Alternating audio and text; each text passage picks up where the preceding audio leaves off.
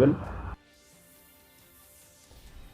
Three Congress leaders and one BJP MDC joined the NPP, along with their supporters, in the presence of NPP National President and Chief Minister Conrad K. Sangma in Jainta Hills.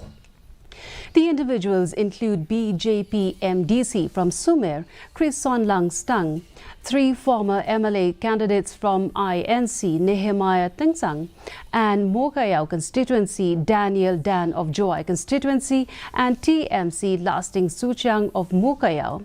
Addressing the gathering, Conrad K. Sangma emphasized that the NPP cares for the people, loves the people, and listens to the people.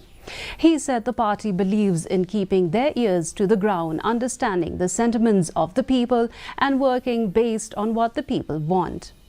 Meanwhile, leaders from different political parties from Mau Ringning constituency today also joined the NPP in Shillong.